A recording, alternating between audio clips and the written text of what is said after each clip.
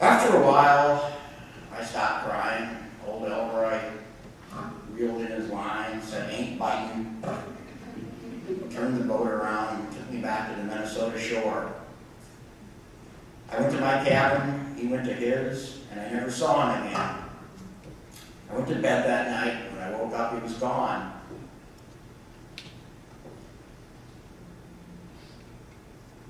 The old man was like, I said earlier, like God in a way.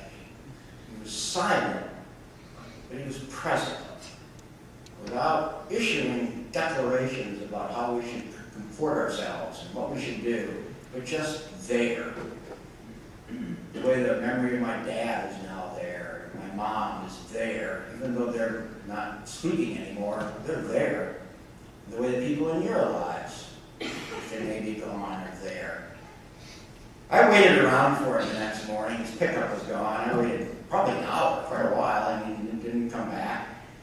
So I finally wrote a note saying thank you, and I returned, inside this folded up note, I returned $50 he lent me. I taped it to his door, and drove out of the way from the rainy river down through the pine forests, back to the prairies of southern Minnesota. 2 weeks later, I was in Sioux Falls, South Dakota, with my hand in the air, being sworn in. A few days later, I was in Fort Lewis, Washington, where I went through both basic and AIT, which is an advanced individual training. This audience knows this stuff. I don't think it's funny.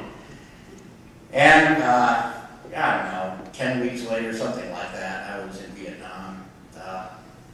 An infantryman making his way through 29 problems, trying to stay alive.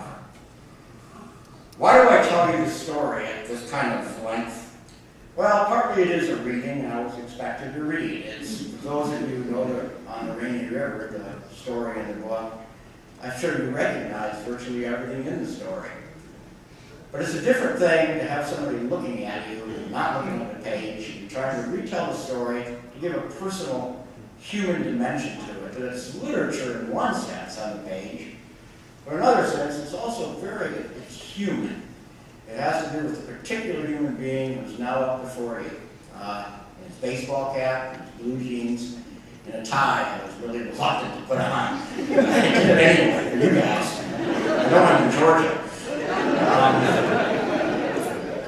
I tell you the story for a bunch of reasons. The first one was the one I mentioned earlier, which is this story for me, though it's not set in a war, is a kind of war story, because every person who goes to a war, whether for my reasons or their own, does have second thoughts, does worry about it.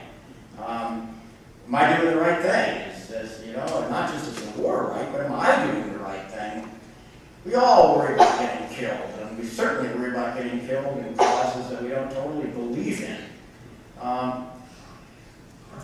So it's a common thing. I think it's common to soldiers, whether it's the Battle of Thermopylae or the battle of, some battle in Fallujah or somewhere now.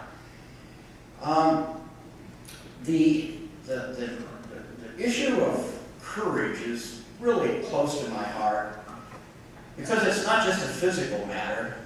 I think you could look at what I did in Vietnam and think, he was pretty brave.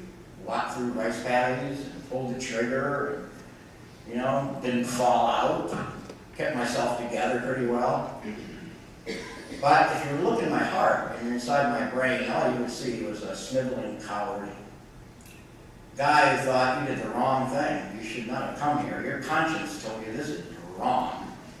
Now, I'm not asking any of you to believe that. All I'm asking you to do is to sympathize and say, people are different in this world, and there are people such as myself who may not feel exactly as you do. About anything, for that matter, much as myself and my fellow soldiers didn't agree on everything. And yet, I kept humping, as we called it in Vietnam. I endured one step, and the next step, and then the next, through the minefields, watching friends have their legs blown off and their arms blown off, and sometimes blown literally into trees and shrubbery, and then walking some more, just humping, when there was an alternative. And the alternative was simply to fall. Just drop. What can they do to you? Send an arm? You're there. You're in hell. They can't send you there. The alternative back in for, you know, a great many, maybe not all, but a great many of us, there's a way out of this. And it's just fall down. They'll send you to jail, they might court-martial you, but you know, and yet you still keep humping. You hump after this death, and you hump after that one, and you keep humping for 300, in my case, over 365 days. I extended over there.